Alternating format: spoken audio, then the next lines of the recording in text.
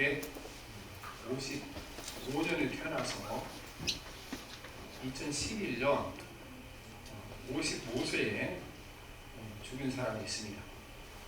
세계 제일 큰 돈으로 가장 큰 회사 애플을 창시했던 스티브 잡스가 그렇게 태어났다가 죽었습니다. 그런데 그 사람이 워낙 유명한 사람이니까 죽은 다음에 스티브 잡스 유언이라 그래서 SNS를 타고 전 세계에 알려주는 유언이 있었습니다. 사실 나중에 연구해 보니까 스티브 잡스의 유언은 아니고 이게 누군가 이전에 어떤 그 최고 경영자가 써놓은 것을 사람들이 스티브 잡스가 죽으니까 스티브 잡스 이런 유언에서 이 유언을 널리 퍼지게 됐는데, 사실은 보면 스티브 잡스 유언이라고 해도 별로 이상할 일이 없을 만큼 스티브 잡스 삶이 잘 녹아들어 있습니다. 지금 이 순간 병상에 누워 내 일생을 돌아보면 그토록 자랑스러웠던 명성과 부를 닥쳐올 죽음의 순간 내 의미도 없고 아무런 빛도 없고 의미도 없다는 것을 깨달았다. 이제야 나는 깨달았다. 살 만큼 부를 쌓은 뒤에는 부와 무관한 다른 것을 추구해야 한다는 것을 말이다. 그것은 더 중요한 그 무엇이어야 한다. 신은 우리에게 부가 가져다주는 환상이 아니라 모든 사람들의 가슴 속에 담긴 사랑을 느낄 수 있는 감각을 주었다. 나는 내가 일생 동안 성취한 부를 가져갈 수 없다. 내가 가져갈 수 있는 것이라곤 사랑에 빠졌던 기억들 뿐이다. 그 기억들이야말로 당신을 따르며 당신과 함께하고 당신이 살아갈 힘과 빛을 주는 진정한 부다. 스티브 잡스는 일생 살아오면서 그가 세상의 부와 세상의 성공을 추구하는 삶을 살았습니다. 그런데 이 사람도 사업을 하다 망하기를 여러 번 했지만 결국 인생 전체를 보고 나면 이 스티브 잡스도 인생을 속은 인생을 산 것입니다. 왜냐하면 평생 그렇게 부와 영광을 추구했지만 그가 마지막 죽을 때 가진 것은 없었습니다. 그는 아무것도 가지고 가지 못한 것입니다.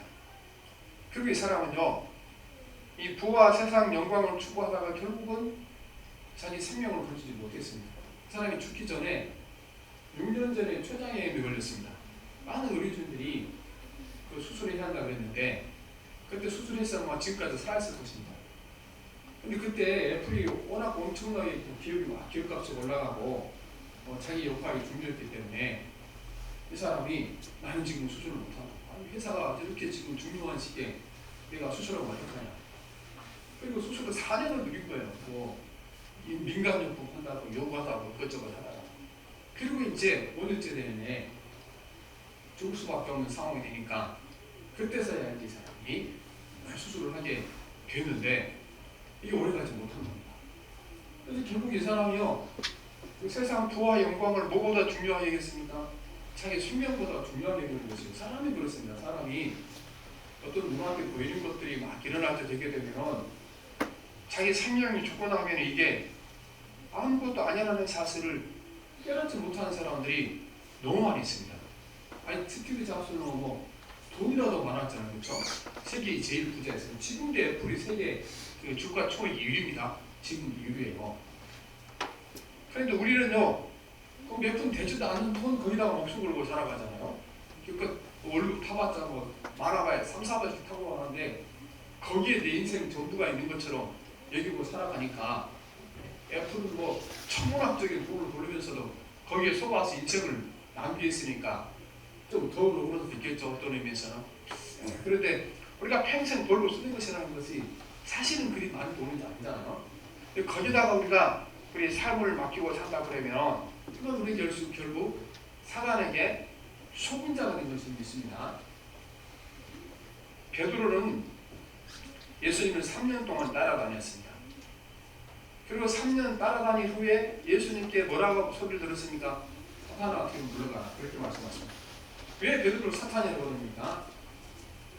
베드로의 마음 가운데 예수님은 3년 따라다녔지만 그는 세상의 부와 건강과 안락한 삶, 이게 더 예수님보다 중요하고 하나님 말씀은 중요하다는 생각에서 벗어나지 못했기 때문에 베드로를 사탄이라고 이렇게 말씀하십니다.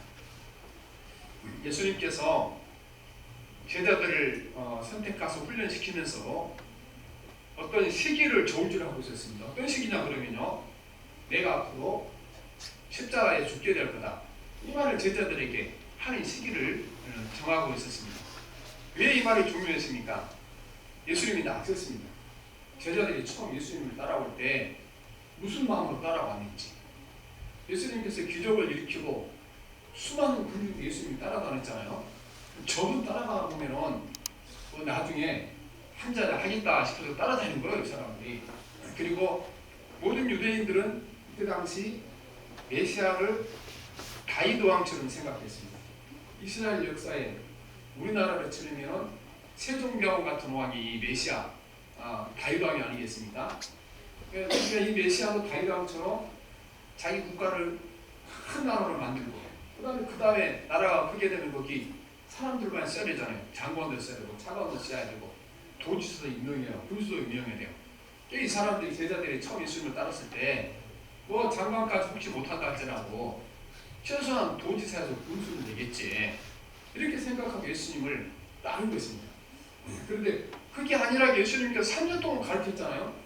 그럼 예수님이 말씀이 제자들의 머리에 실로 박히는 겁니다. 왜냐하면 워낙 인간의 삶의 목적을 세상의 부와 영광과 성공을 두고 있으니까 예수님 말씀이 그 뒤집고 그들의 머릿속으로 들어갈 틈이 없었겠죠. 그래서 예수님께서 마침 이제 내가 십자가 지고 죽어야 한다, 이 이야기를 들려주기 위해서 제자들을 한 가지 시험을 합니다. 제자들에게 거의 3년이 끝날 즈음에 예수님께서 제자들에게 중요한 질문을 합니다. 이 질문을 한 장소도 중요한데요, 오늘 말씀에 보면 가이사라 빌립보, 가이사라는 곳은요, 로마 최고 권력자의 명칭을 가이사라고 합니다. 우리나라의 최고 통치자 이름은 대통령이죠.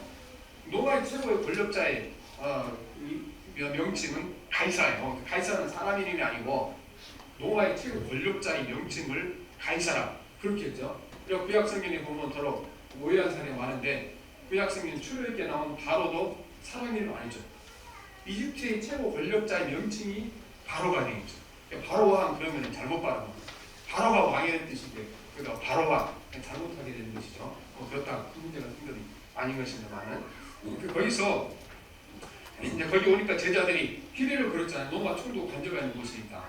그래서 예수님께서 제자들에게 묻습니다. 예수님께서 제자들에게 했던 질문이 27절, 28절에 있습니다. 함께 보겠습니다. 예수와 제자들이 여로방으로 나갔을 때 길에서 제자들이 물어 이르시되 사람들이 나를 누구라고 하느냐. 제자들이 여짜오고 이르되 너는 엘리야, 너는 선지자 하나이다 그랬습니다. 그래서 예수님께서는 이제는 그러면 소문은 그런데 나를 3년 동안 따라다니면서 나를 보고 배웠는데 그러면 너희들 생각에는 내가 누구라고 생각하냐, 그렇게 물었죠. 거기에 대하여 대답이 나와 있는데요, 29절 말씀 봅시다. 시작. 또 물으시되 너희가 나를 누구라 하느냐. 베드로가 대답하되 주는 그리스도인 하매. 그렇죠. 예수님께서 베드로가 주는 그리스도시다, 근데 정답이에요. 예수님 제자를 3년 동안 예수 그리스도가 메시아시며 하나님이시다, 육신의 몸으로 살아가도 인간과 똑같이 식사도 하시고 화장실도 가시고 피곤하면 주무시기도 하시고 그렇게 했지만 이분은 근본적으로 다른 인간이다, 하늘에 있으신 하나님이시고 죄감독이다, 이거를 쭉 알려주셨잖아요. 제자들이 이렇게 알아들은 겁니다. 알아듣고 당신은 메시아시고 마태도 보면은 하나님이십니다, 그렇게 고백을 하게 됩니다. 이 고백을 듣고 예수님이 중요한 이제 선포를 하시는데, 그때서야 나는 너희들이 원하는 것처럼 다윗 왕처럼 왕이 되어서 세상을 통치하고 너희들에게 뭐 군수자리 장관자리 하나 줄 사람이 아니다. 나는 이 땅에서 십자가를 지고 죽어서 인간의 가장 큰 적인 죽음의 뿌리가 되고 죽음의 씨앗이 되는 죄로부터 인간을 구하는 것이 내가 이 땅의 목적이다. 이거를 제자들 예수님께서 말씀하시죠. 그래서 31절 봅시다. 시작. 인자가 많은 고난을 받고 장로들과 대제사장들과 서기관들에게 버림받고 죽임을 당하고 사흘만에 살아나는 비로소 그들에게 말씀하시되, 비로소라는 말을 주는 비로소. 여태까지 3년 동안 예수님께서 제자들을 데리고 다니면서 많은 걸 가르쳤지만 주님이 십자가에 죽으셔야 한다는 얘기를 하지 않았다는 거예요.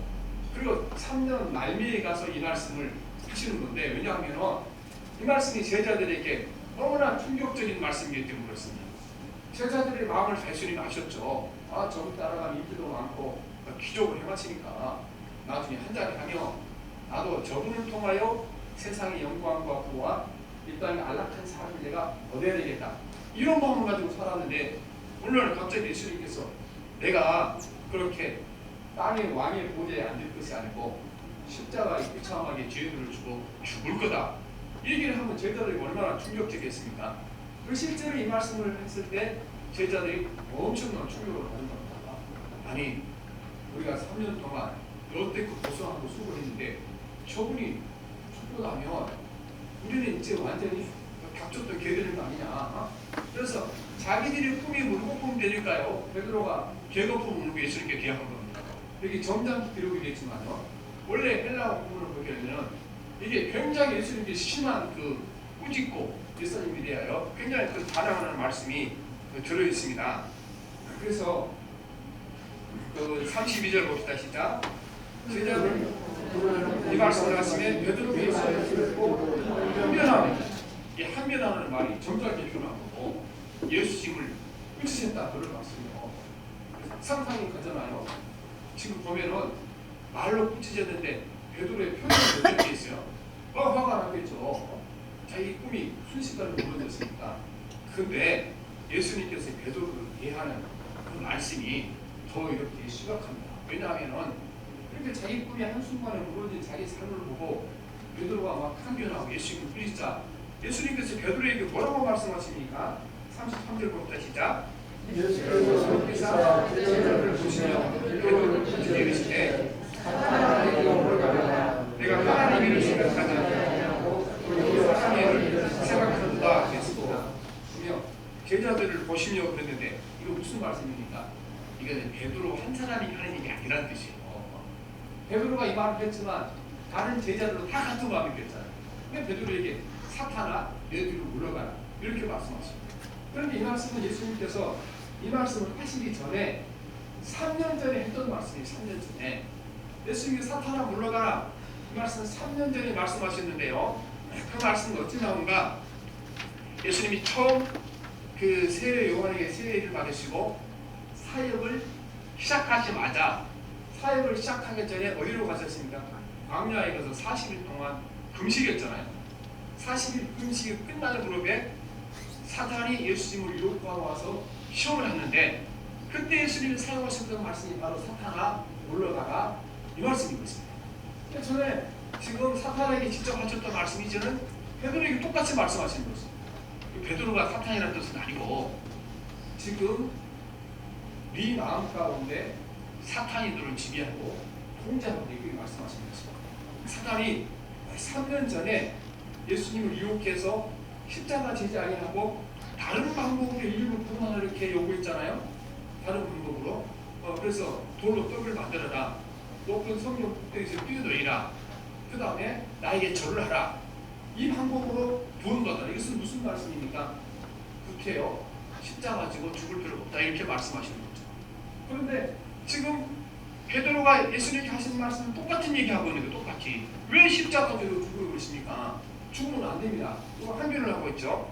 그래서 보면 지금 베드로에게 했던 말이고 3년 전에 사탄이 예수님께 나타나 사셨던 말씀과 꼭 닮아 있습니다.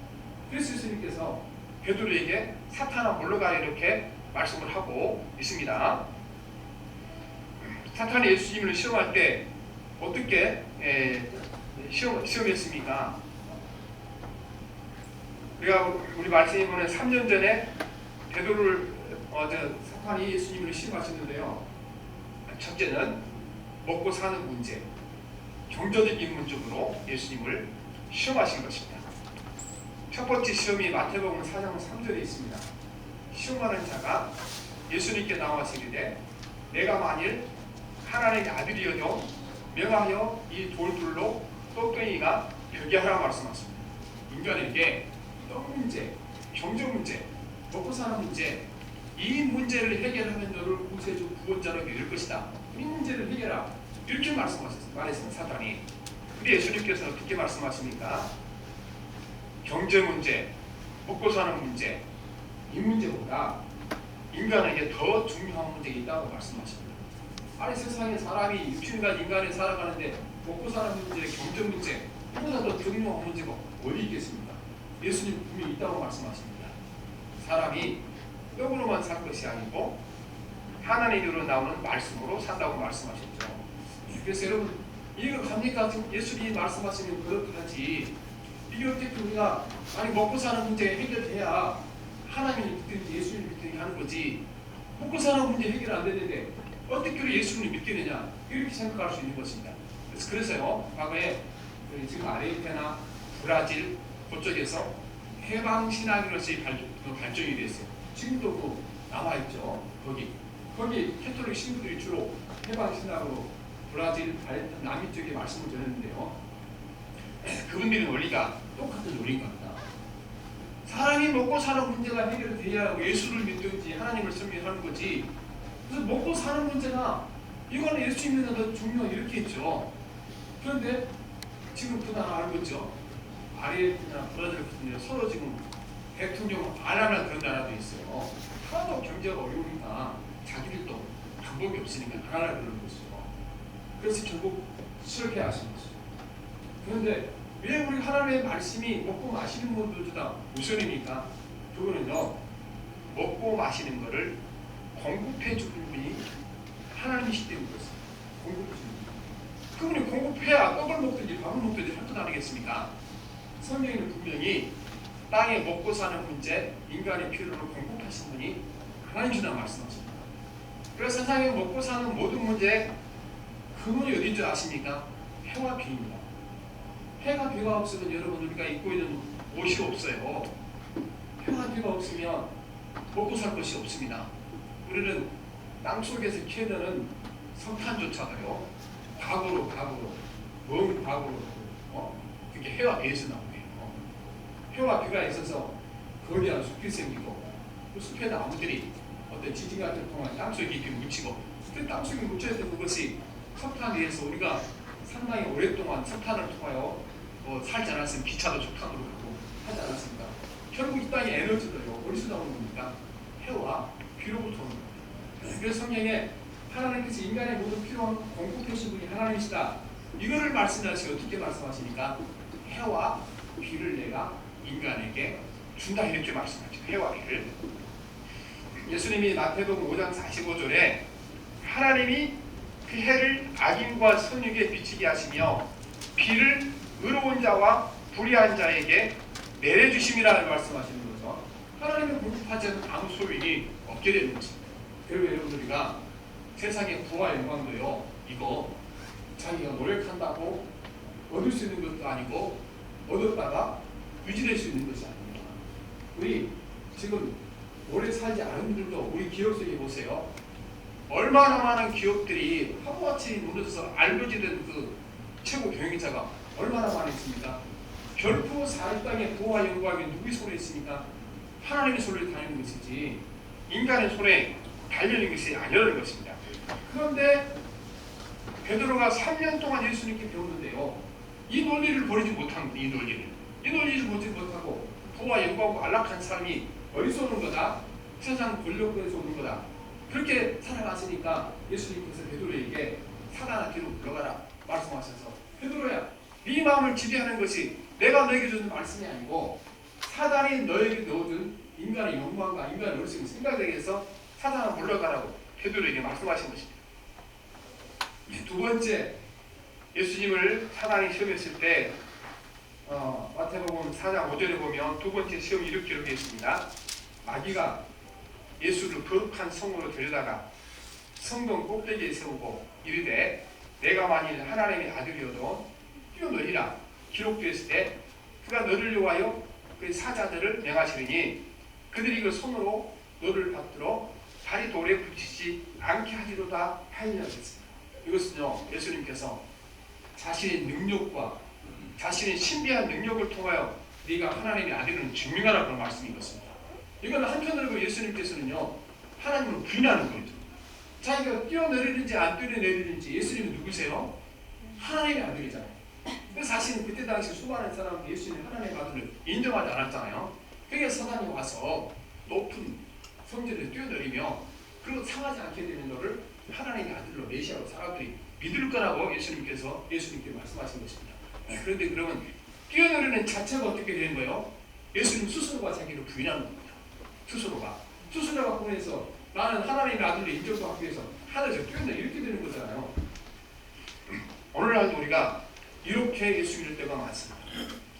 예수를 믿고 나서 많은 사람들이 예수 믿은 다음에 내가 부자도 되고 또 병든 사람 병을 낫기도 하고 자녀의 문제가 있는 사람은 다 해결되기도 하고 마행하는 사고를 가진 사람들이 기도에 하루아침에 다시 일어서기도 하고 여러분 물론 주님이 그렇게 하시지만 그게 여러분 내가 하나님의 자녀며 하나님께서는 증거는 아니라는 것입니다. 왜냐하면 하나님 믿지 않는 사람도 수많은 그렇겠습니다. 삼손의 역사를 보세요. 간당간당 넘어질까 말까 수많은 고비를 넘겼지만요 다 살아나고 수많은 사람 그렇게 하는 것입니다. 내가 하나님의 자녀의 증거는 결코 세상의 부와 성공을 내가 성취해서 이루어지는 것이 아닌 것입니다. 많은 사람들이 그렇게 기도한 사람이 많습니다. 하나님 내가 내 사업에 성공해서 내가 떵떵거리고 살아야 아니 다른 사람들이 내가 믿는 하나님의 살아계신 것을 알 것 아닙니까? 왜 나를 이렇게 사업에 크게 성공시켜 주세요. 그렇게 말하는 사람이 많습니다. 여러분 하나님이 자기를 드러내는데 사람의 돈과 사람의 성공을 이용하지 않습니다. 그러면 사람마다 못한 게 하나님이잖아요. 여러분 보세요. 우리가 그렇게 기도하고 했던 많은 그리스도인 실력자들도요 하루아침에 모르는 사람이 너무 많습니다. 몇 년 전에 사찰했던 경남시립의 어떤 그 대표 분도 신실한 교회 장로. 그런데 좀 이루지 못했잖아요. 사업을 이렇게 그동안 했잖아요. 하나님을 어떻게 증명하는가? 예수님이 하나님 아들을 증명하는 뭔가? 내가 십자가 가지고 죽었다가 부활하는 것이 이게 내가 하나님의 자녀라는 것을 증명하는 길이라고 말씀하시죠. 그런데 베드로는 세상과 똑같은 논리로 말합니다. 지금 우리가 똑같은 논리로. 그래서 예수님이 이 땅에 성공해서 다윗왕처럼 유리하게 돼야 당신은 하나님의 아들로 사람들이 믿을 것 아니겠습니까? 그리고 우리도 뭔가 얻을 것이 있지 않겠습니까? 그래서 베드로를 예수님께서 뭐라고 말씀하십니까? 사탄아 뒤로 물러가라고 말씀하신 것입니다. 하나님의 복음은 십자가 가지고 죽어서 부활을 통하여 그가 하나님의 아들로 인정되는 것입니다. 로마서 1장 4절에 보면 선결의 영으로는 죽은 가운데서 부활하여 능력으로 하나님의 아들로 인정되셨습니다. 예수님이 하나님의 아들로 인정되신 것은 무엇으로 인정되십니까? 십자가 가지고 죽으셔야겠고 부활하셔야 돼요. 죽지 아니하고 부활할 수 있는 길이 있습니까? 증명할 수 있는 길이 있습니까? 그래서 죽으시지 않으면 하나님의 아들 인정받지 못하는 겁니다. 그런데 오늘도 우리는 많은 사람들이 하나님인 것을 세상의 권세와 능력을 통하여 증명하고 말하는 것입니다. 똑같이 베드로가 이 논리에 빠져서 예수님이 십자가 죽겠다 하니까 왜 죽으려 하냐? 죽지 못한 걸 죽지 않도록 하기 위하여 그가 예수님께 강력하게 항의했기 때문에 예수님께서 사단의 대로 물러가라 말씀하시는 것입니다. 그게 이 땅에 살아가면서 예수님이 십자가 지는 것이 가장 예수님을 똑바로 증명하는 길인 줄 믿습니다.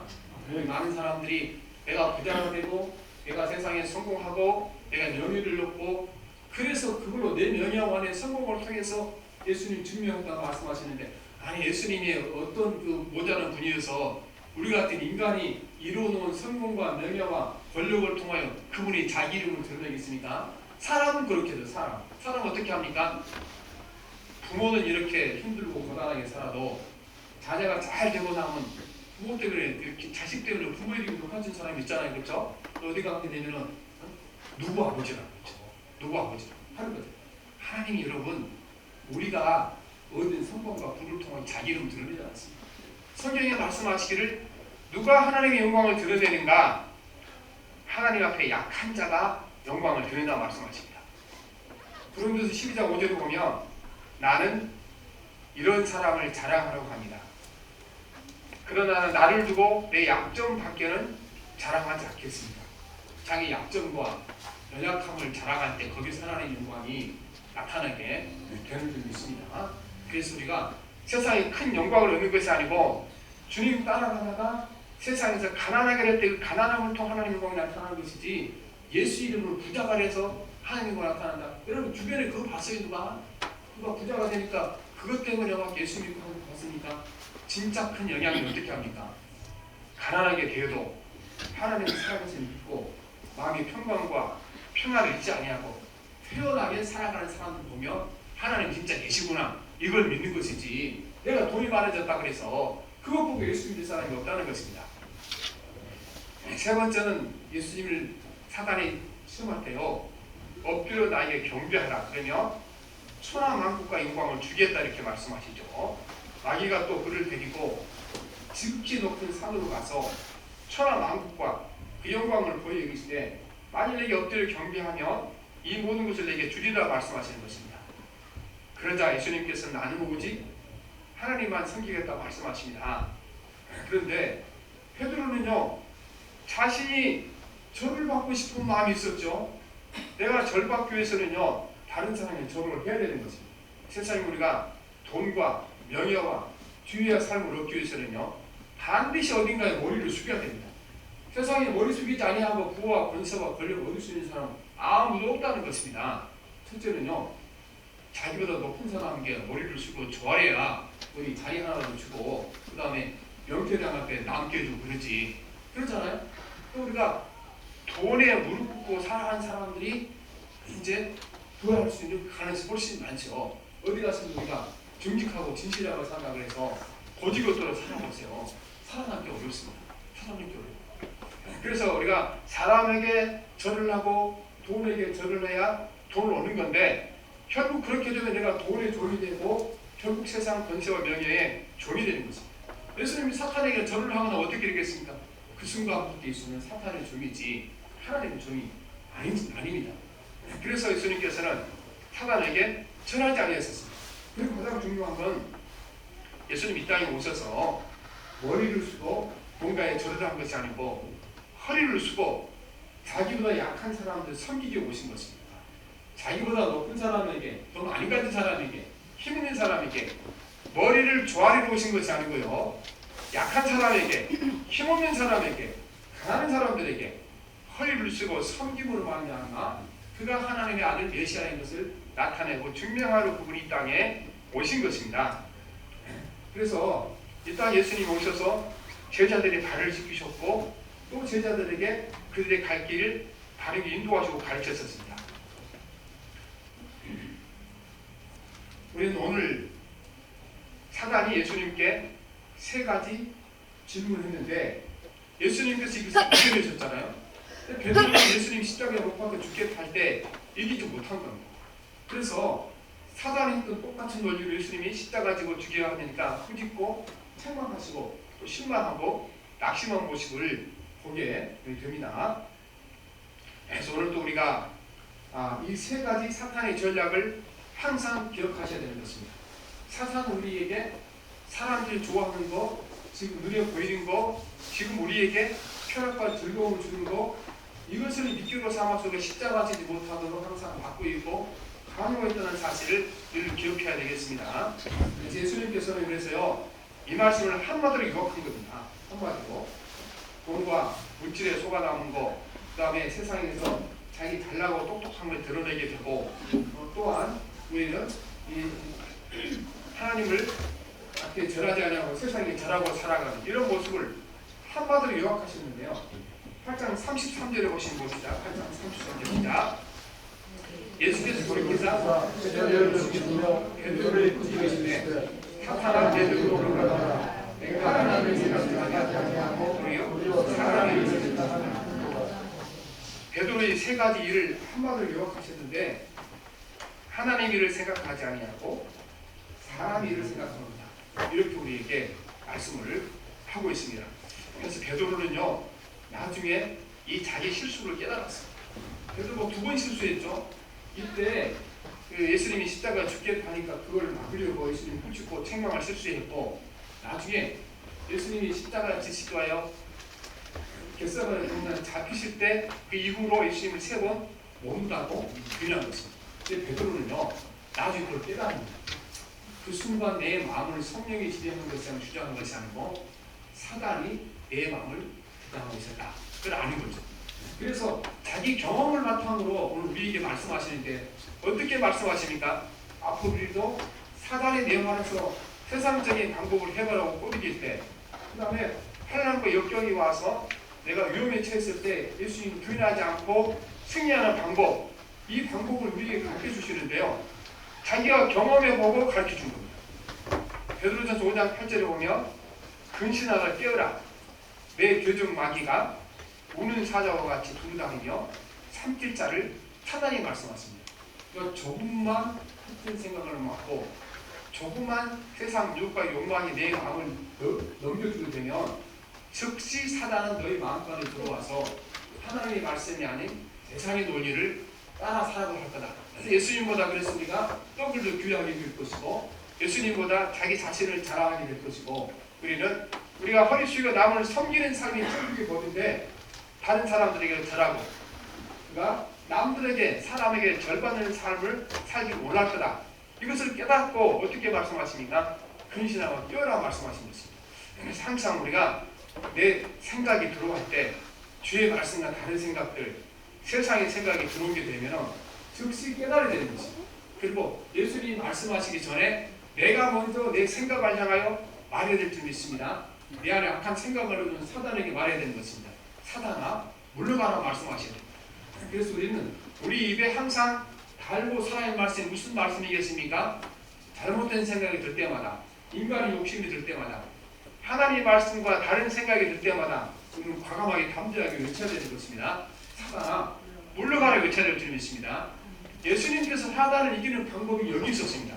그런 생각이 들 때마다 사단아 물러가라 외치셨던 것입니다. 항상 그렇습니다. 이 사주절 기간에 사단아 물러가라 외치는 삶을 사시기를 바랍니다.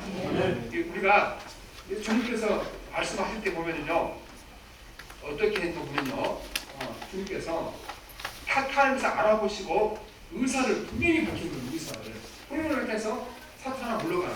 아니 이렇게 돈 주다가 그러고 받아볼 마음도 적당히 있고 그 다음에 받자 보니 이게 하나님 말씀 녹인다고 이렇게 하지 않았다는 겁니다. 즉각적으로 말씀하셨다는 것입니다. 항상 살아가면서 우리 가운데 분노의 마음이나 세상 욕망이나 욕심이나 생길 때마다 이거는 누가 넣어준 생각입니까? 사탄이 넣어준 생각입니다. 아니 베드로는 3년씩을 예수님 따라다니고 예수님께 또 기도한 사람이고 또 우리가 다른 복음서에 보게 되면 베드로는요 능력 받아서 귀신을 쫓아낸 능력이 있었어요. 그럼에도 불구하고 사단이 세상 것을 유혹하니까 넘어가서 예수님께 사탄아 물러가라 이런 얘기를 들은 것이 아니겠습니까? 우리 예수 오래 믿고요 목사고 장로 권사가 되고 수십 년 예수 믿는 사람 가운데도 조금만 틈만 생기면 사단은 들어와서 세상의 방법대로 살아가도록 십자가 지지 아니하고 세상의 돈과 권세와 명예를 살아가도록 늘 유혹한 줄 믿습니다. 그때마다 우리 사단을 이겨야 되는데 어떻게 하면 이길 수 있습니까? 사탄아 물러가라고 외치셔야 되는 것입니다. 연습 한번 해봅시다. 사탄아 물러가라. 사탄아 물러가라. 장난이 아니고 진짜 실제로 말씀하셔야 됩니다.